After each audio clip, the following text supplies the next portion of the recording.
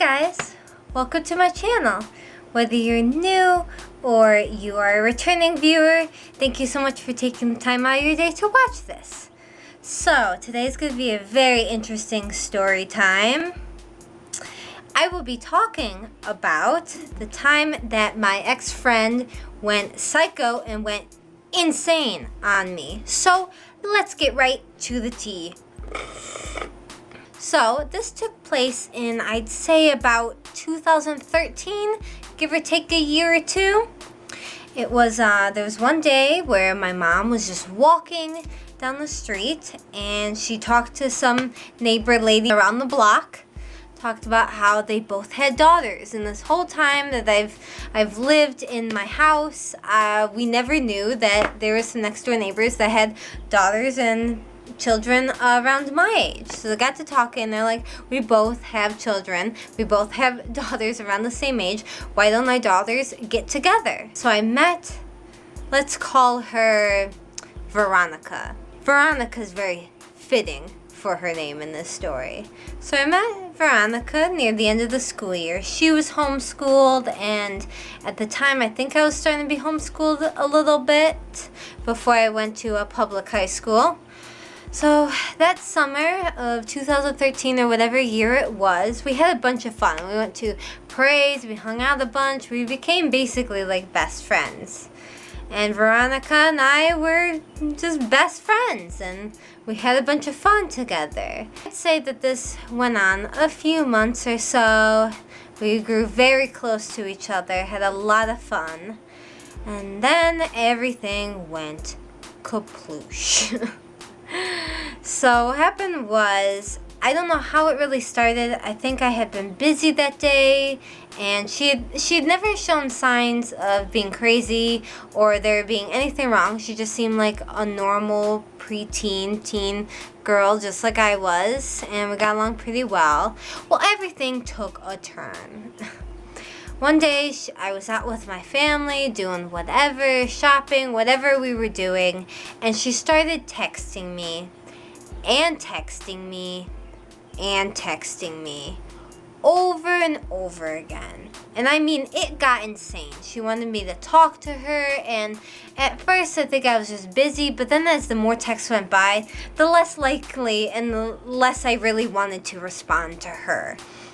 And she literally would like start sending me texts of each letter of my name. She'd be like, H, send, E, send, A, send, T, all the way through my name.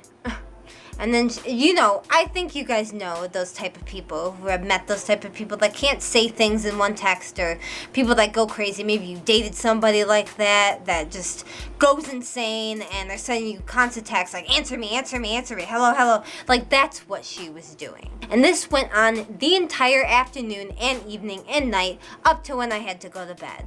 Like, she would not stop. And I don't know what came over her. Like, nothing, like there was nothing that like made sense or was a good reason for this to happen. She just snapped. It's like one day just snap, I'm crazy. So I finally put my phone aside and went to bed for the night and thought that was going to be the end of it or whatever. Well, it wasn't. The next day I wake up and I get a text from this unknown number. You know, it wasn't registered under like my phone. I didn't have it as a contact. And usually I'm somebody that if your phone number is not in a contact, I will not answer the call. I do not answer texts or calls from any unknown numbers. And that's just how it is. I just won't pick up. I'm just one of those people. So I get this text from this unknown number, and I'm sorry, I wish I had like the receipts.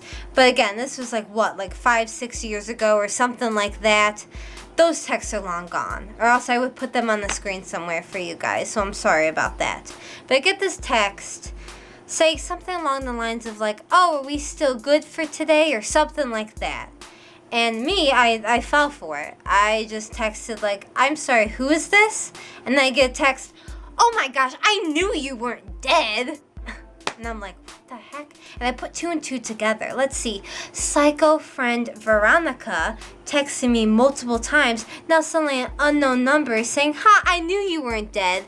I just put two and two together. And I thought, oh my gosh, this girl has gone to a new level of insane, and now she's downloading an app that you get a phone number from. There's a lot of apps out there, if you guys didn't know. You can, if you don't have a phone number or something like that, usually I think children do this, where they download an app on their iPhone or Android or whatever that generates, based on your area code, like a phone number for you, and you can text during that way and message that way. So she must have done that. That's how far crazy she got, to the level of, let me download an app just to text her. And I thought, what the heck is she talking about? Knew you weren't dead. Nobody said that I was dead.